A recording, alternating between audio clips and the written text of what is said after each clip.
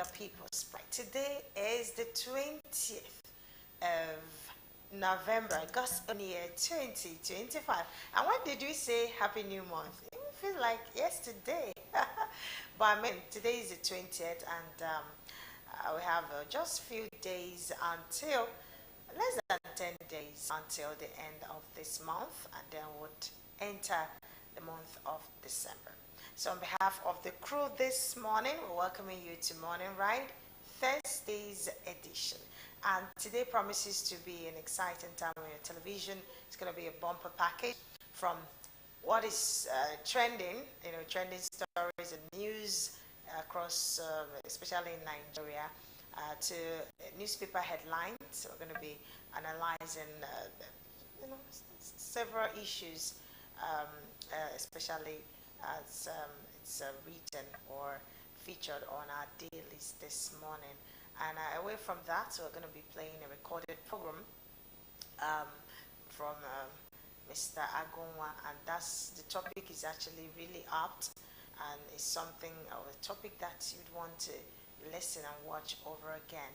And dances, yes, we're going to be featuring that spot where a spotlight will be on the Shakiris. You need to learn some new dance styles or steps this morning, and so much more coming your way here on Delta Television, the People's Pride. My name is Ifi Osita Olonwa, and I'm your host this morning. And so let's go straight to what is trending this morning. Some stories that you'd want to, of course, listen to or watch this morning, and what's it's happening. Judgment set for Nnamdi Kanu on November 20. A federal high court, that is today, a federal high court in Abuja has scheduled judgment for 20th November in the terrorism case against Nnamdi Kanu, leader of the indigenous people of Biafra, IPAL. Kanu refused to present a defense, saying the law under which he was charged is invalid. He has filed a motion to arrest judgment, arguing procedural and constitutional flaws, particularly that part of his charge based on the repealed law. Now, several Igbo groups, including the Ohanese Youth Council, are raising alarm. They claim the trial is politically motivated and one that a verdict could spark renewed unrest. And that's for Nnamdi Kanu. I will talk about that later, but let's move on now to the tough war between Boko Haram and ISWAP. Now, the intense fighting erupted between Boko Haram and its rival, the Islamic State West African province in the Lake Chad region.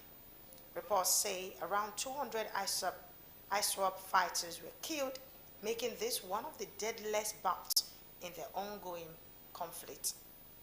The clashes suggest a power shift. Boko Haram, once considered a weaker faction, may be gaining strength in certain territories. Another trending story this morning that we're going to be paying attention to is abduction of 25 girls from Kebbi State School. Our president was supposed to, attend a meeting, but then he rescheduled because of, he cancelled it. Yes, not recently, he cancelled that trip because of the kidnapping and especially the attack on the boarding school in Kebbi State, abducting 25 school girls and killing at least one staff member. The figures are not out there yet. I mean, it's still dicey, but there was a killing and there was a kidnap. This is a part of a broader pattern of school kidnappings in northwestern Nigeria by armed bandit groups.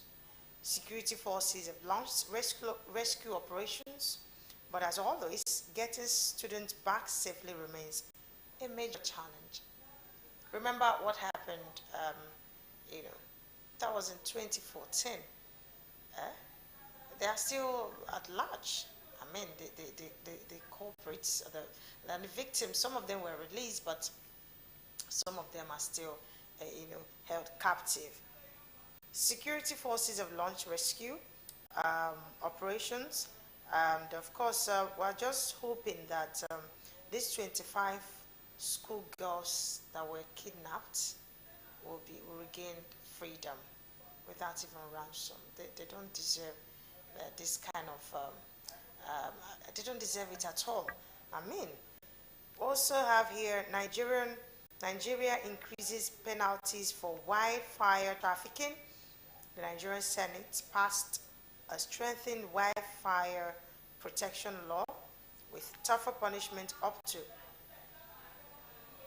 10 years in prison for traffickers of ivory, pangolin scales, etc. Now, the law also empowers customs to seize assets, detain vessels, and fast-track cases. Conservation groups are lauding it as a big step. All right, and away from that, the arts and culture Black Music Festival is going to be happening in Benin City, and that's one interesting thing. The U.S.-Nigeria security ties, the arms sale is also trending, still trending. Now, what this means for Nigeria, especially for the security issue that we highlighted earlier, the abductions, the jihadis, tough war, and the need for more weapons all point to one core problem, and that is the insecurity remains deeply entrenched in Nigeria. The Boko Haram, the ISWAP, that's just, the insecurity is still tough. It's a tough battle that needs urgent attention. Also, the government challenge balancing military action, intelligence, and negotiation. But these trends may erode public trust if not managed well. Now, again, the political and ethnic tensions are heating up. The Kano's trial has always been more than a legal matter.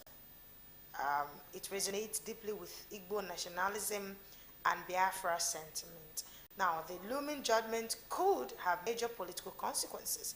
Now, the objections from Igbo youth and community groups are serious.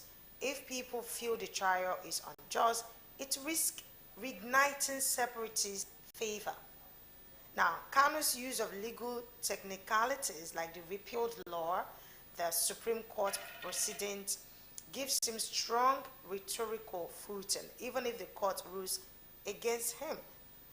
Another thing that we need to look at for in this case is that is governance and legitimacy issues. Now, when citizens see kidnappings, terror battles, and political trials as the dominant narratives, it speaks to deeper governance gaps. The state's inability to guarantee safety in schools, for example, undermines its legitimacy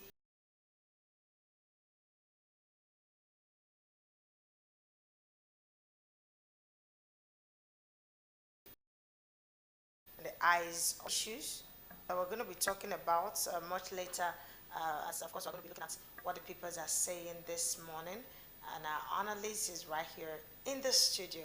In the meantime, we need to take a quick break, and when we come back, we'll look at what the papers are saying. Stay with us, we'll be right back.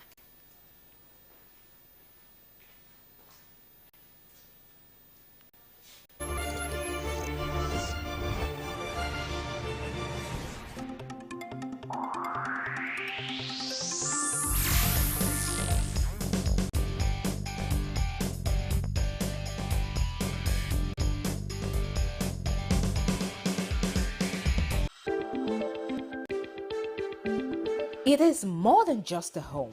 It is a sanctuary. It is your statement. Introducing Soft Home Interiors, where luxury meets modern living. Imagine sinking into unparalleled comfort, surrounded by the finest materials and exquisite craftsmanship. Soft Home Interiors transforms your space into an oasis of tranquility. With our modern royal sitters, Turkey and Arabian chairs with tables, beautiful unique dining sets, all types of breathtaking interior pieces. And that's not all.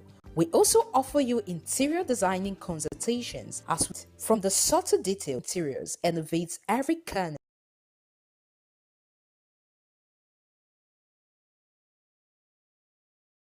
of your home. Asaba. You can call us 672 or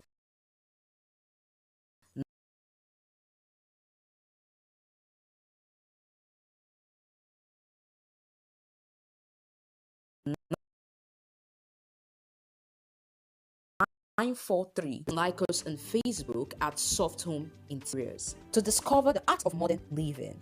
Soft Home Interiors, modern luxury redefined.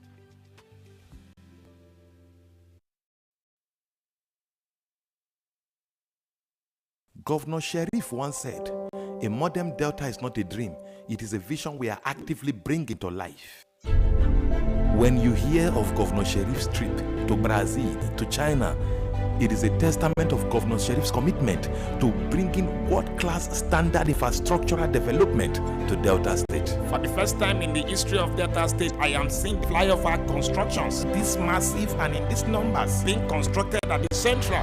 Hundreds of billions have been approved this year for flyover constructions, both in rural, riverine, and urban. And as we are here talking, I believe plans are already in progress to beginning the projects that are already approved. Even as we are here talking now, the Ugly flyover construction is already beginning. Deliver for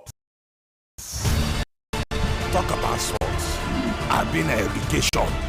What about health? Now human empowerment, capital projects, social welfare, and infrastructure expansion. Governor Sheriff, the